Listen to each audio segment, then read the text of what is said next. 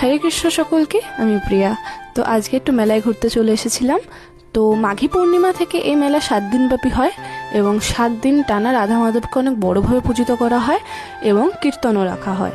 সেখানে আবার মা কালীরও মন্দির রয়েছে। তো ওখান থেকে আমরা সব কিছু দর্শন করি এবং চলে আসি একটু মেলায় ঘুরতে যাবো বলে। অনেকগুলো অ্যানিমি ক্যারেক্টার দেখে দাম শুনে আমি ওখান থেকে চুপচাপ চলে আসি অকাতকে বাহারে। তারপর মেলায় এসেছি এবং একটুখানি দোলনা চড়বো না, সেটা তো হয় না।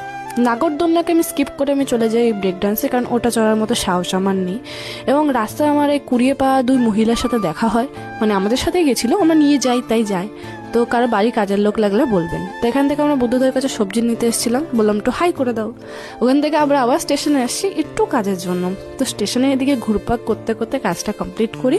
দেন আমার মনে পড়ে যে ভাই একটা কিচেন নেবে, তো আবার গেছি মেলায়। ওখান থেকে মেলায় গিয়ে আবার এই মহাশয়ের সাথে দেখা। ভাইকে কিচেন কিনে দিয়ে আমি একটু দোকানে গেছিলাম কাজে। ওখান থেকে আবার বাড়ি চলে আসি, দেখি অনেক রাত হয়ে গেছে।